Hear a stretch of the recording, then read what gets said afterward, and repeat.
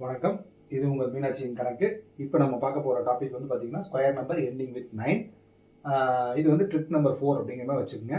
So இதுக்கு முன்னாடி ப்ரீவியஸாக நான் வீடியோஸ் போட்டிருக்கேன். அதுவும் இந்த ஸ்கொயர் நம்பர் ரிலேட்டடாக போட்டிருக்கேன். அந்த வீடியோஸை பார்த்துட்டு இந்த வீடியோக்கு வந்தீங்கன்னா உங்களுக்கு பார்க்குற கொஞ்சம் ஈஸியாக இருக்கும். ஸோ இப்போ இது எண்டிங் வித் 9 அப்படிங்கிறது வந்து முதல்ல வந்து நம்ம வந்து பார்க்க வேண்டியது ஸ்கொயர் நம்பர் 9ல் எண்ட் ஆகும்போது யூனிட் பிளேஸ் என்ன வரும் அப்படிங்கிறத மைண்டில் வச்சுக்கோங்க. ஸோ ஸ்கொயர் நம்பர் 9ல் எண்ட் ஆகுது அப்படின்னா 9 9s are 81. அப்போ யூனிட் பிளேஸ் 1 தான் இருக்கணும். ஸோ எந்த ஸ்கொயர் நம்பர் நமக்கு வந்து எண்டிங் வித் 9 இருந்தாலுமே வந்து அது வந்து யூனிட் பிளேஸ் வந்து 1 தான் இருக்கும். இதை ஃபர்ஸ்ட் ஆஃப் ஆல் வந்து நீங்கள் யோசிச்சுக்கணும். இப்போ நம்ம வந்து எண்டிங் அதாவது ஸ்கொயர் நம்பர் எண்டிங் வித் 4க்கு நம்ம என்ன ரூல் பார்த்தோமோ அதே தான் 9க்கு வந்து நம்ம அப்ளை பண்ண போகிறோம். It should be easy. Okay. So இப்போ நீங்கள் வந்து ஃபர்ஸ்ட் பாருங்க. ஃபர்ஸ்ட் யூனிட் பிளேஸ்க்கு எப்பவுமே நான் ரூல் கிடையாதுன்னு சொல்லியிருக்கேன். 9க்கு நீங்கள் ஸ்கொயர் எடுத்தா 9 into 9 we have to write it as 81. சரிங்களா? அடுத்து வந்து பார்த்தீங்கன்னா 19க்கு நம்ம எடுக்கும்போது 19ஓட அடுத்த நம்பர் நெக்ஸ்ட் நம்பர் அப்போ 20 ஸ்கொயர் மைனஸ் 19 மைனஸ் 20. சரிங்களா? இப்போ நம்ம வந்து 20க்கு ஸ்கொயர் எடுத்தா 400. ஓகேங்களா? 20க்கு ஸ்கொயர் எடுக்கும்போது it should be easy because ending number 0 இருந்தால் 00 நீங்கள் போட்டுக்கலாம். முன்னாடி இருக்க ஸ்கொயர் மட்டும் எழுதினா போதும். சரிங்களா? அடுத்து வந்து பார்த்தீங்கன்னா 19 20 ஆட் பண்ணீங்க அப்படின்னா நமக்கு எவ்வளோ வரும்? 39 வருங்க. இப்போ இதை வந்து மைனஸ் பண்ணி பாருங்க. 400 மைனஸ் 39. அப்போ நமக்கு எவ்வளோ வரும்னா 1 இங்கேருந்து ஒன்று கொடுத்துருக்கோம். 9 இருந்து 6 361. 19 ஸ்கொயர் வேல்யூ வந்து 361 கரெக்டாக இருக்கும். சரி, இதே வந்து நம்ம வந்து கொஞ்சம் லார்ஜஸ்ட் வேல்யூ போட்டு பார்க்குறோம். இப்போ நம்ம வந்து 29 39 49 எல்லாத்துக்குமே செட் ஆகுங்க. நான் ஃபார் எக்ஸாம்பிள் இப்போ 59 நான் போட்டு காமிக்கிறேன்.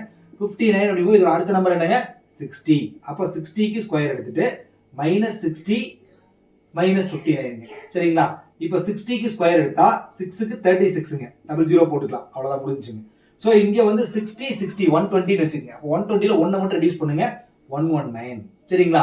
அப்போ நமக்கு வந்து 3600ல 119 போயிருச்சுன்னா சரிங்களா மைனஸ் பண்ணணும். அப்போ 10ல இருந்தா 1ங்க, 9ல இருந்தா 8, இங்க இருந்து ஒன்று பாரோ பண்ணிருக்கோம். 5ல இருந்து 1 4, இங்க வந்து என்னது அந்த 3 அப்படியே வருங்க. 3481. இப்போ உங்களோட வெரிஃபிகேஷன் என்ன? உங்க டவுட்ஃபுல்லா இருந்ததுன்னா 59 into 59 நான் போட்டு பார்க்குறேன்.